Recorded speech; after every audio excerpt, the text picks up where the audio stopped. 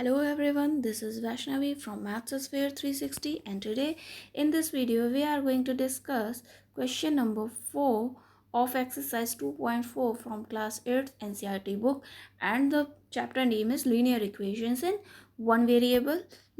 Before going to the question, moving to the question, I want to discuss you something.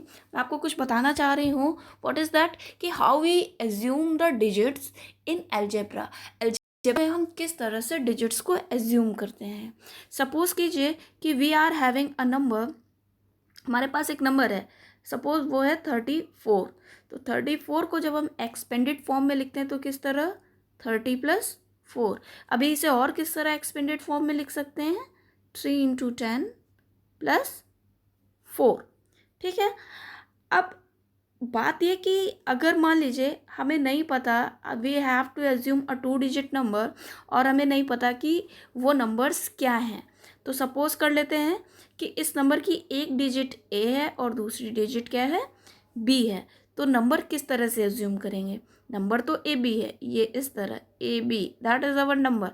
लेकिन जब हम इसे algebraically इसकी value find out करने जाएंगे तो क्या हो जाएगी 10 × A+B. यहाँ पर B हमारे वंस प्लेस पर है और A कहाँ पर है टेंस प्लेस पर है. और इसी तरह अगर हम इस तरह से नंबर एज्यूम करें कि B आ जाए टेंस प्लेस पर और A आ जाए वंस प्लेस पर, यानी कि इस तरह BA, इसको किस तरह से लिखेंगे B × 10+A. इस बात को हमारा जो क्वेश्चन आने वाला क्वेश्चन है, जो क्वेश्चन नंबर 4 है, उसको समझने के लिए हमें इस बात को समझना बहुत ज़रूरी है.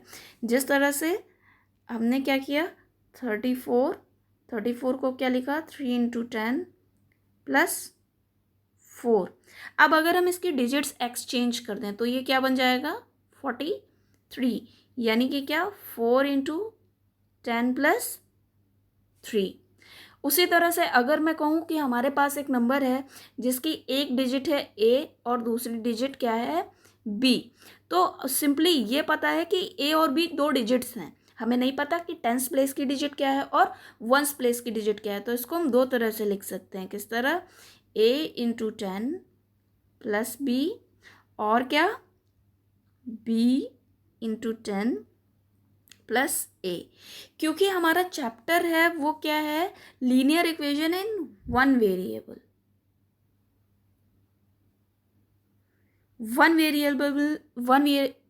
वेरिएबल में लीनियर इक्वेशन है. तो इसलिए यहाँ पर A और B में आपको कुछ ना कुछ रिलेशन बताया जाएगा.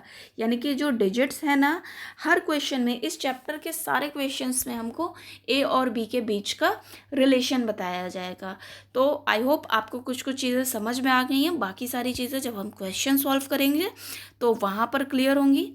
तो let's move to the question, that is question number 4. Question number 4 is saying one of the digits of a 2-digit number is 3 times the other digit. यानी कि कोई एक 2 डिजिट का नंबर है, इसकी एक डिजिट दूसरे डिजिट्स की 3 टाइम्स है, यानी कि 3 गुनी है. यानी कि 3 से जब हम मल्टीप्लाई कराएंगे तो हमें उसकी वैल्यू मिल जाएगी. यानी कि इनडायरेक्टली कहा जाए तो हमारे ए और बी में रिलेशन क्या हो गया. अभी हमने ए और बी जो डिस्कस किया था, अगर एक की वैल्यू x है तो दूसरा क्या हो जाएगा 3x हो जाएगा. This is the relation of A and B. फिर दूसरी बात क्या कह रहे हैं digit number and at the, और उसके बाद if you interchange the digits. जिस तरह हमने 34 और 43 की बात की थी. किसकी बात की थी 34 और 43 की बात की थी. Interchange the number and add the resulting number. यानी कि हम इस तरह 34 और 43 इस तरह इनको ऐड कर दें तो हमें मिलना क्या चाहिए 88 मिलना चाहिए. क्योंकि हमें नहीं पता हमारा नंबर क्या है. I am just taking the example of 34 and 43, है ना. 34 और 43 को जब हम ऐड करते हैं तो हमें मिलता क्या है 77 मिलता है. इसी तरह इनके नंबर को ऐड करने से हमको क्या मिलना चाहिए 88 मिलना चाहिए. हमें नहीं पता वो नंबर क्या है, हमें उसे अलजेब्रिकली सॉल्व करना है. आइए देखते हैं. तो हमने क्या कहा, पहली बात वो क्या कह रहा था कि डिजिट्स इस तरह हैं कि एक डिजिट दूसरे की 3 टाइम्स है, तो हमने डिजिट्स एज्यूम कर ली x एंड 3x। x एक डिजिट हो गई, दूसरी डिजिट क्या हो गई, 3x हो गई। अब हमने ओरिजिनल नंबर, एक नंबर एज्यूम किया ऐसा जिसकी एक डिजिट जो x है वो 10th प्लेस पर है और जो 3x है वो क्या है, 1st प्लेस पर है। तो हमारा नंबर क्या बन जाएगा, 10x plus 3x that is 13x। अब क्या कह रहे हैं कि डिजिट्स एक्सचेंज करनी है, यानी कि क्या, अभी हमने 3x को 1st प्लेस पर रखा था, अब हम 3x को क्या करेंगे, 10th प्लेस पर रखेंगे। अभी हमने x को 10th प्लेस पर रखा था, अब x को क्या करेंगे, 1st प्लेस पर रखेंगे। तो जब हमें x को 10th प्लेस पर 3x को जब हम 10th प्लेस, ये वाला रिलेशन ले रहे हैं, जब हम 3x को 10th प्लेस पर रखेंगे तो 3x की वैल्यू क्या हो जाएगी, 10 इंटू 3x, है ना। एंड x को जब हम 1st प्लेस पर रख रहे हैं यानी कि सिंपली x को ऐड करेंगे, तो जब हम इसे सॉल्व करेंगे तो हमारी इसकी वैल्यू क्या बन जाएगी x के टर्म्स में, 31x। तो अब क्वेश्चन क्या कह रहा है कि जब हम ऐड करते हैं original number and new number, when we are adding original number and new number, ठीक है, ओरिजिनल नंबर और न्यू नंबर ऐड कर रहे हैं तो हमें वैल्यू क्या आ रही है, 88 आ रही है। तो ओरिजिनल नंबर की वैल्यू क्या आई थी, 13x, और न्यू नंबर की वैल्यू में क्या फाइंड हुई थी, 31x। जब हमने इसको ऐड किया तो हमें क्या मिल गया, 88 यहाँ से अकॉर्डिंग टू क्वेश्चन, लेकिन 44 आ रहा है इसको ऐड करने के बाद।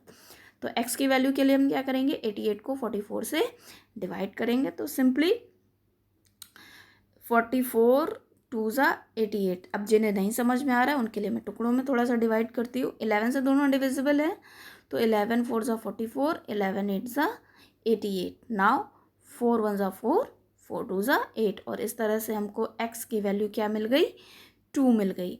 और जब हमें x की वैल्यू 2 मिल गई तो हमारा नंबर क्या हो जाएगा, 13x। तो एक्चुअली यहाँ पर थोड़ा सा छूट गया है, तो हमारा नंबर, ओरिजिनल नंबर क्या हो जाएगा, क्योंकि हमने एज्यूम किया था 13x, यानी कि 13 इंटू 2 दैट इज 26, ठीक है, that is our number. So that's all for this question. If you like this video, find it helpful, give it a thumbs up, share with your friends, and if you want the notification of our next videos, subscribe us. Thank you. Have a great day.